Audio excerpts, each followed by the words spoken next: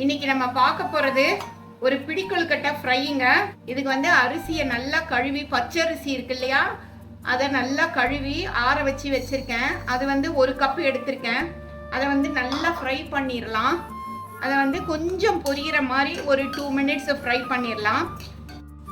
அரிசி வந்து பாருங்க, ஒரு லைட்டா அந்த கலர் சேஞ்ச் ஆகி ஒரு பொரிஞ்ச மாதிரி வந்திருக்கு. இப்ப இது போதும். இந்த அளவு எந்த கப்ல நம்ம அளக்குறோமோ அதுல 1/4 கப்பு பாசிப்பருப்பு எடுத்துக்கலாம். அதையும் நல்லா கழுவி ஆற வச்சுட்டேன். அதையும் கொஞ்சம் ஃப்ரை பண்ணிடலாம். நல்லா ஆறுன அப்புறம் மிக்சியில போட்டு எடுத்துட்டு வந்துடலாம். அரிசியும் பருப்பையும் ஒட்டா போட்டு ஃப்ரை பண்ணக்கூடாது. இதை வந்து நம்ம ஒரு பிளேட்டுக்கு டிரான்ஸ்ஃபர் பண்ணிடலாம். இப்போ வாண்டில ஒரு 2 ஸ்பூன் இருக்கிற மாதிரி எண்ணெய் ஊற்றிடுறேன்.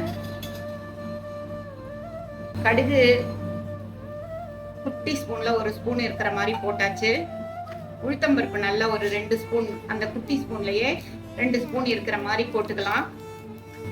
ஒரே ஒரு பச்சை மிளகாய் வந்து கட் பண்ணி வச்சிருக்கேன், அதை போட்டுறேன். இஞ்சி ஒரு 1/2 இன்ச்சு பீஸு துருவி வச்சிருக்கேன், அதையும் போட்டுறேன். கருவேப்பிலை ஒரு கொத்து கருவேப்பிலை, அதையும் இப்படி பிச்சு போட்டுடலாம். போட்டுட்டு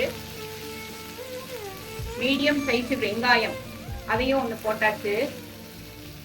போட்டுட்டு இது கூட வந்து தேங்காய் இதையும் போட்டாச்சு. போட்டு எல்லாத்தையும் ஃப்ரை பண்ணிடலாம். 1/4 கப்பு பாசிப்பருப்பு, 1 கப்பு அரிசி எடுத்துக்கோம். அதுக்கு 3 கப்பு தண்ணி ஊற்றிடலாம். இந்த டிஷ்ஷுக்கு தேவையான அளவு உப்பு நான் இப்பவே போட்டுறேன். இது நல்லா கொதிக்கட்டும். இந்த தண்ணி ரவைய வந்து இந்த பதத்துக்கு, அதாவது வெள்ளை ரவை சைஸுக்கு அரைச்சி வச்சிருக்கோங்க. இதை போடுறேன் நானு.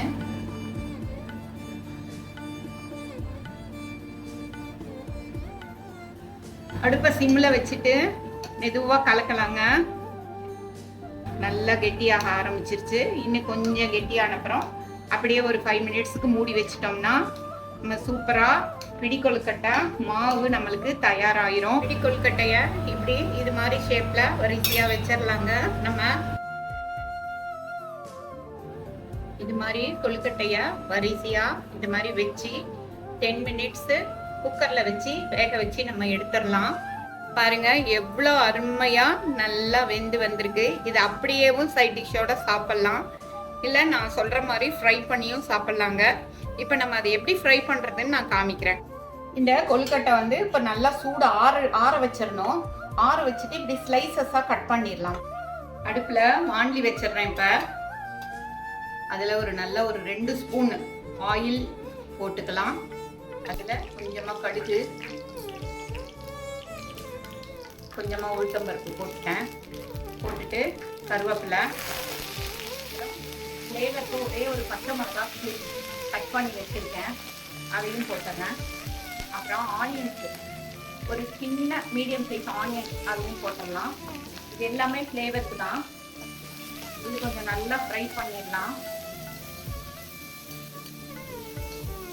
இது கூடவே கேப்சிகம் போடுறேன், அதையும் போட்டு ரெண்டும் ஒரு 5 மினிட்ஸ் ஃப்ரை பண்ணிடலாம். இப்ப எல்லாமே ஓரளவு ஃப்ரை ஆயிடுச்சு. ஒரு பாதி அளவு ஃப்ரை ஆனாதான் அந்த கிரன்ச்சினஸ் இருக்கும். அதுக்காக பாதி அளவு ஃப்ரை ஆனா போதும். இப்ப இதுக்கு தேவையான மசாலாவை போட்டுறேன் நானு. பாருங்க, உப்பு போடுறேன். ஆல்ரெடி பிடி கொழுக்கட்டையில கொஞ்சம் உப்பு இருக்கு, அந்த உப்பு போட்டுறேன். அப்புறம் ஜீரகத்தூள், தனியாத்தூள், மஞ்சத்தூள், ரெட் சில்லி பவுடர் எல்லாம் கலந்த பவுடரு, இதுவும் கொஞ்சம் போட்டுறேன். அப்புறம் மஞ்சத்தூள் கொஞ்சம் போட்டுறேன். போட்டு இதை வந்து ஒரு ஃப்ரை பண்ணிடலாம். லைட்டா அந்த இதோட மெர்ஜ் ஆற மாதிரி ஃப்ரை பண்ணிட்டு, அந்த பச்சை வாசனை போற மாதிரி கொஞ்சமா லைட்டா ஃப்ரை பண்ணிட்டு, இப்ப நம்ம கட் பண்ணி வச்சிருக்கோம் இல்லையா இந்த பிடி கொழுக்கட்டைய, அதை இதுல போட்டுடலாம். போட்டுட்டு இதுக்கு மேல வந்து லைட்டா லெமன், ரொம்ப லைட்டா ஃப்ளேவருக்கு தான். ரொம்ப ஜாஸ்தியா இருந்ததுன்னா ஃப்ளேவர் நல்லா இருக்காது. லைட்டா லெமன் போட்டுடலாம். சூப்பரா பிடி கொழுக்கட்டை ஃப்ரை ரெடி ஆயிருச்சு. இது அவ்வளவு நல்லா இருக்கும். அவங்க உங்களோட ஆப்ஷனல் தான். கரம் மசாலா வேணும்னா போடலாம், நான் போடல கரம் மசாலா. ஆனா அது போட்டாலும் குழந்தைங்க லைக் பண்ணுவாங்கன்னா நம்ம அதுவும் போட்டு கொடுக்கலாங்க. ஒரு பிடி கொழுக்கட்டை ஃப்ரை வந்து சூப்பரா எக்ஸ்ட்ராடினரியா ரெடி ஆயிருச்சுங்க. இது பாரம்பரிய முறையில செய்யற ஒரு பிடி கொழுக்கட்டையில ஃபியூஷன் டைப்ல அதை ஃப்ரையா பண்ணியிருக்கேன்.